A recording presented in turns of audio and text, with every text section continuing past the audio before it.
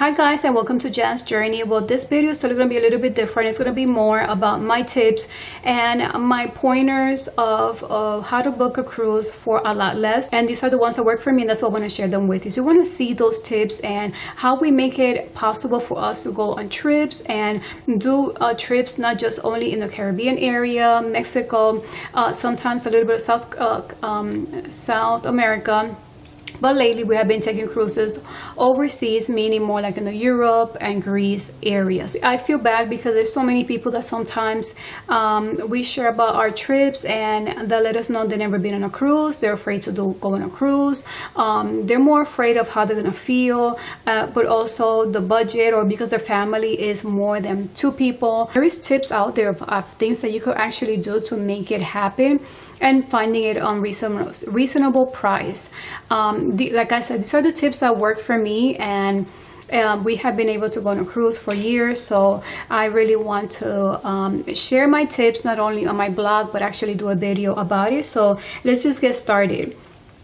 The first tip, even if you're not planning on a cruise, but you are planning to take a trip, that means you already have a budget or set. Once you search, make sure you search the dates between January and May, and then ending August up to mid-November.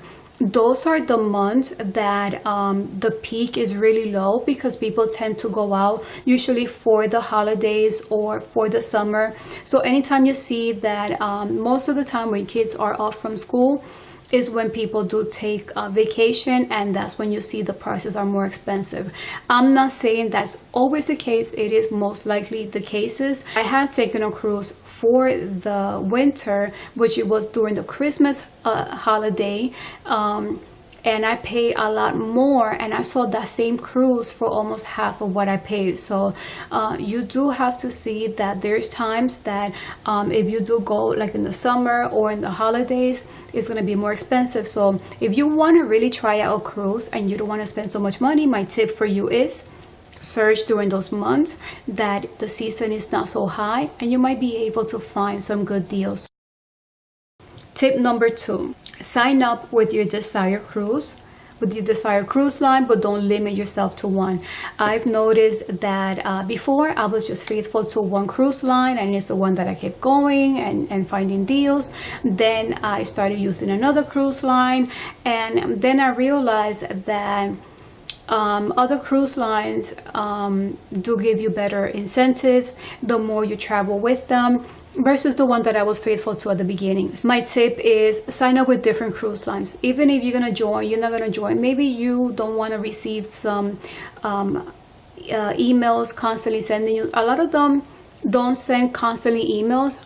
Some of them do. So if you want, you could create an account, an email account when it comes to offers and deals and stuff like that. You could set up that email for that if you don't want to keep receiving a lot of information. But I do suggest that you sign up, because sometimes when you sign up is when you are notified with the latest offer that they do have. Number 3, this is not for everybody, and if you're not good with managing, or it's not good for you to have a credit card, then you could avoid this tip.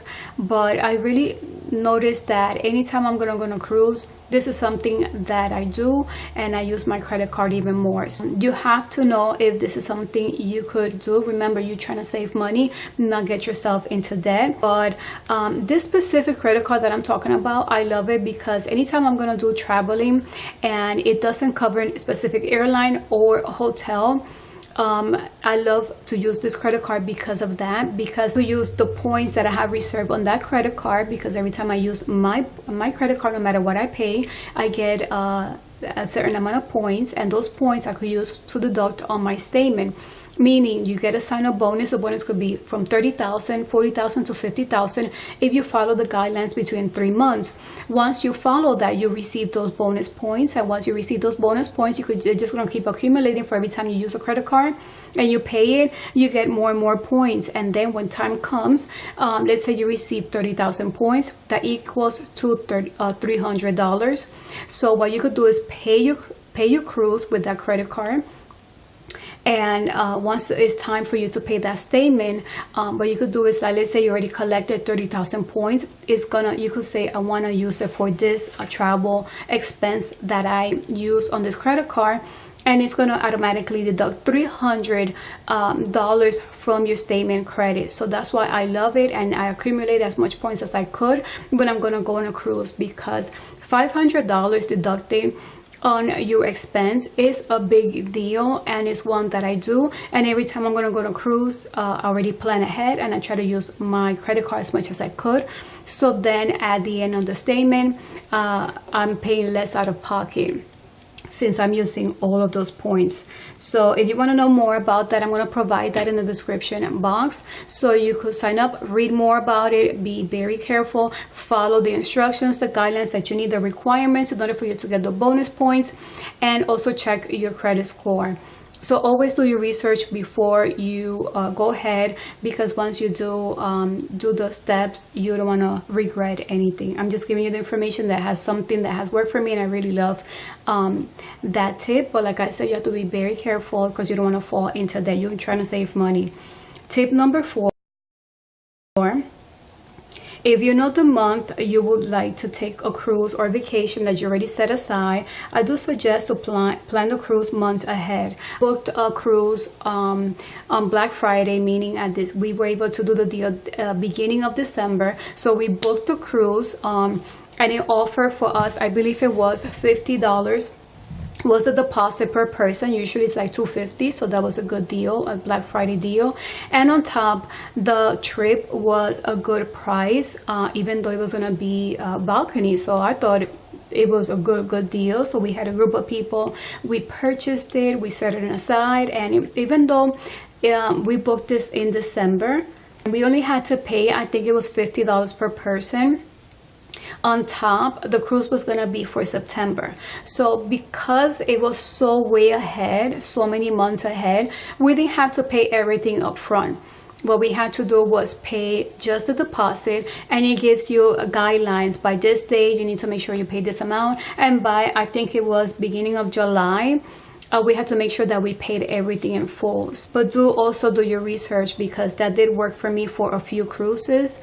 I'm not saying that they all offer that, but so far in a few that I have seen, they do offer that payment plan. It's not that offer, is already telling you in your system. Once you book it, it tells you in your system, and it also has penalties if you don't pay by a certain amount, or let's say you want to cancel your ticket and you're so much closer to the deadline, you have this much penalty, you have to pay this much. So make sure that once you book a cruise, you don't want to pay penalties. So you're trying to save money, so you want to make sure that you do your research. You know, if you're able to pay that amount, you'll see how much it is before you book it. You get to know exactly how much you're going to pay, because you do see a price, but then you see some of the transaction fees, the port fees, the taxes, and it does vary. So you want to make sure that you could see the total always at the end before you actually make any type of payment.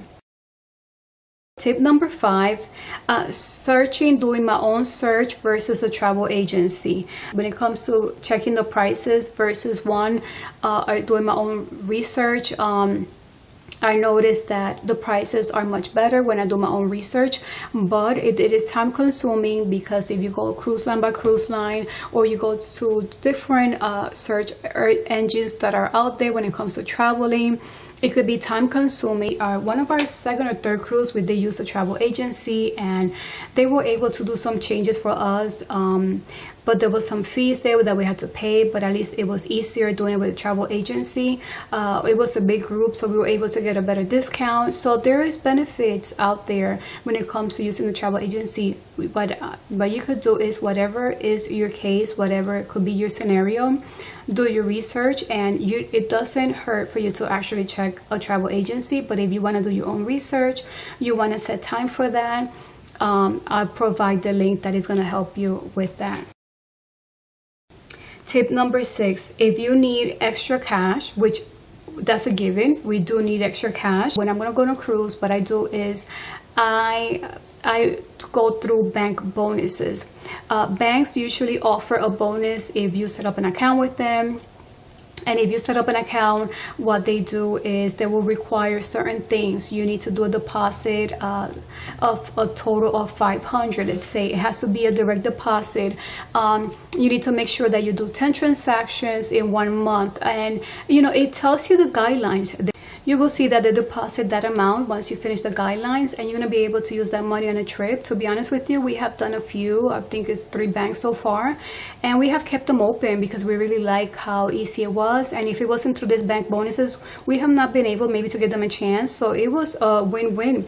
You get to open a bank, follow the guidelines, do the direct deposit, the requirements, and after that you're set to close it if you like. But we have kept it open, and we have been able to use that money for future trips. So this is just a tip, and I want to give you my last tip number 7. Do your research about that cruise line. Do research about that specific cruise ship, and also do a good review. Watch videos if you like to see the inside, and make sure that that cruise line works for you. Once I see a deal, I have been open to try any cruise line, and once I see a deal, it also gives you the option for you to see the pictures of the inside of so there's many benefits for you to plan your cruise way ahead of time, months in advance. There's many benefits because you have a lot of leg room to look at it. You have time to maybe get a bank offer, a bank bonus, maybe get the credit card, collect points, and also you have time for you to have actually time before the deadline for you to make your complete payments for that cruise. So it is a wonderful experience. I don't want you to miss out just because you're afraid of the price. There's many tips out there that you could get you started for you to actually book your cruise. I've been seeing this a lot more, especially from Norwegian cruise line, that they do offer 3rd and 4th person travels free. From Royal Caribbean, I've seen a lot that kids travel free. Those are the ones I remember. I'm not saying these are the only ones that they do. Those are the ones I just remember. So if you do have kids a certain age, they do travel free. And the ones that that says 3rd and 4th person travels free, it is accurate. The only thing that you do pay for is the fees and the taxes and the port fees. That's the only thing extra you will pay for those two, but it is really a good deal. So if you do have a big family, I don't want you to miss out. If you do have a big family and it's your first time, try traveling and doing a cruise that is near your area, your port area. That way you don't have to focus on air travel, hotels, transportations, car rental. So if it's your first one, and make it happen. If that's your goal, these are my tips, and I hope that could help you reach that goal. So I really hope you enjoyed this video. If you have any other tips for doing a cruise, you could include it in the comment section. Also, which one is your favorite cruise line if you have one? So far, I feel like I love every single one of them that I go to. So I don't know if I have a favorite one yet, but if you have a favorite one, I would like to hear it. And if you have any goals, and if you have any tips, and if you have any comments or questions, I'm here to help you reach your goal. So I really hope you enjoyed this video. If you have any questions or comments, or if you really liked it, I invite you to give it a thumbs up.